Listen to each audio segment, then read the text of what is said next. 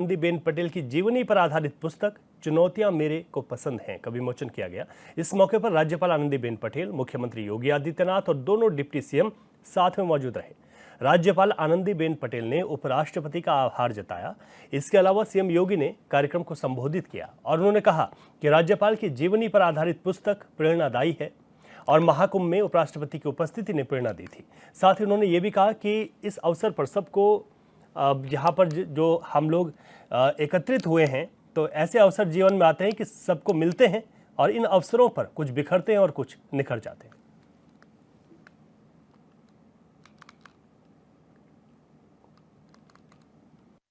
अनुभवी विधानसभा के अध्यक्ष केशव प्रसाद मौर्य और ब्रजेश पाठक जी बहुत बड़े प्रांत के उप मुख्यमंत्री हैं। अनार पटेल और संजय भाई के बारे में एक बात कहूंगा। अनार ने बहुत तरीके से अपनी मां का विवरण किया, तो मुझे एक प्रसंग याद आ गया। चलचित्र से है, अमिताभ बच्चन और शशि कपूर के बीच में एक वाद विवाद हो रहा है। मेरे पास गाड़ी है, बंगला है, बैंक बैलेंस है, आपके पास क्या है?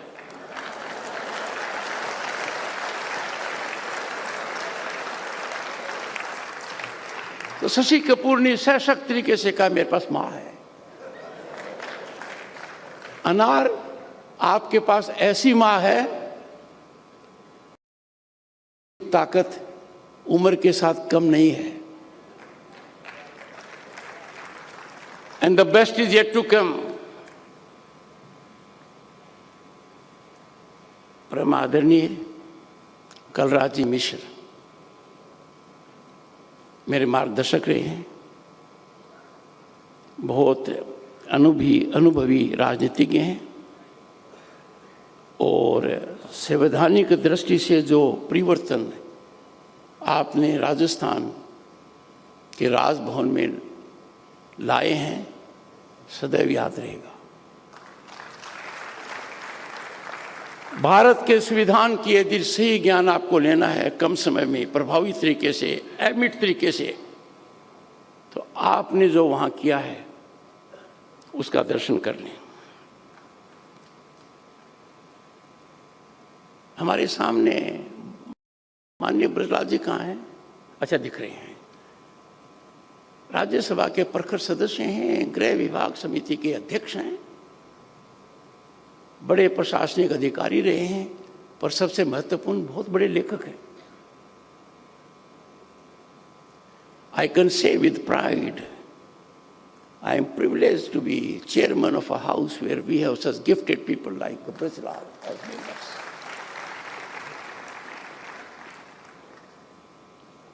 Honorable ministers, legislators, and the most important component is bureaucracy. We have amongst us Manoj Kumar Singh, Chief Secretary, and in the audience we have from your own state, both being alumnus of IIT Kanpur, Shri Sunil Kumar Gupta, a senior IAS officer of 1987 batch, Secretary to Vice President. अक्सर होता है हम शिखर को देखते हैं और ये मानते हैं कि शिखर से ही सब कुछ हो गया, लेकिन शिखर की नींव बनाने के लिए कितनी मेहनत की गई है उस मेहनत को देखने का प्रयास नहीं करते हैं।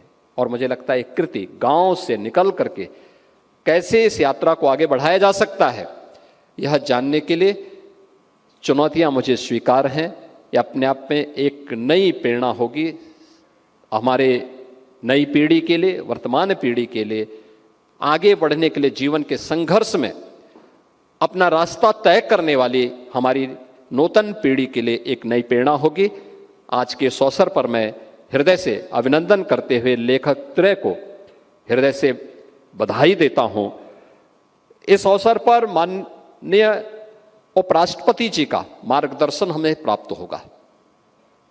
महाकुंभ के आयोजन में उनकी उपस्थिति हमें एक नई प्रेरणा दी थी। जब मैं आमंत्रण देने के लिए, महाकुंभ के आमंत्रण देने के लिए भी गया था, तो उस समय भी उन्होंने कहा था कि क्या मैं महाकुंभ में तो अकेले यात्रा नहीं होती है। तो मैंने कहा आदरणीय, आपको तो पूरा देश ही आपका परिवार है और आप सब परिवार इस आयोजन में भागीदार बनेंगे तो मुझे अच्छा लगेगा, उत्तर प्रदेश वासियों को बहुत अच्छा लगेगा।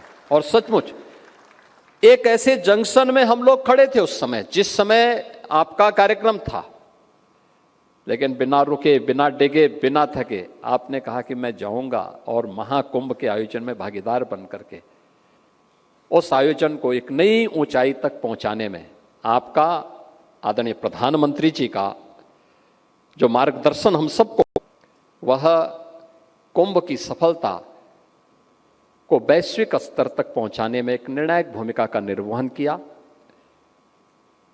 बीच में एक समय आपका थोड़ा स्वास्थ्य अनुकूल नहीं रहा, हम सब चिंतित थे, पूरा देश चिंतित था,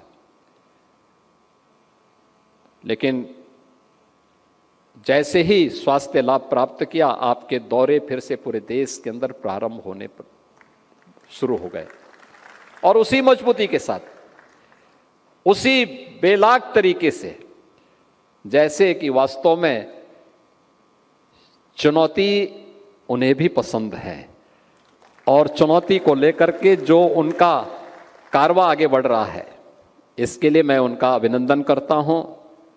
उत्तर प्रदेश वासियों की ओर से उनके प्रति अपनी शुभेच्छा भी व्यक्त करता हूं और ईश्वर से प्रार्थना करता हूं कि वे स्वस्थ और जीवी होकर के पूरे देश का मार्गदर्शन इसी प्रकार से करते रहें। आज के इन शब्दों के साथ में, अभिव्यक्ति ये अपने आप में लोकतंत्र की एक खूबी है और याद रखना, ये उपस्थिति हमें इस बात को दिखाती है, लोकतंत्र केवल तभी कुंद नहीं होता है जब अभिव्यक्ति की स्वतंत्रता पर कुठाराघात होता है। और ठीक है, अभिव्यक्ति की स्वतंत्रता संवैधानिक दायरे में होनी चाहिए, लेकिन लोकतंत्र तब भी कुंद होता है जब सुनने वाले लोग सुनने को तैयार नहीं होते हैं। और मुझे लगता है एक अच्छे श्रोता के रूप में आप सबकी उपस्थिति आज इस लोकतंत्र को भी, जिसकी एक माध्यम यह कृति बन रही है कि चुनौती मुझे स्वीकार है, ये लोकतंत्र की एक कृति बनने जा रही है कि लोकतंत्र में कैसे हमें तक की यात्रा को आगे बढ़ाने का अवसर प्राप्त हो रहा है। और दूसरी कि यहाँ पर इतने बड़े पैमाने पर आप सब आदरणीय राज्यपाल जी के जीवनी पर आधारित इस पुस्तक और आदरणीय मुख्य अतिथि को सुनने के लिए यहाँ पर इतनी बड़ी संख्या में उपस्थित हुए हैं। आप सबका भी मैं हृदय से अभिनंदन करते हुए अपनी शुभकामनाएं देता हूँ। धन्यवाद। जय हिंद।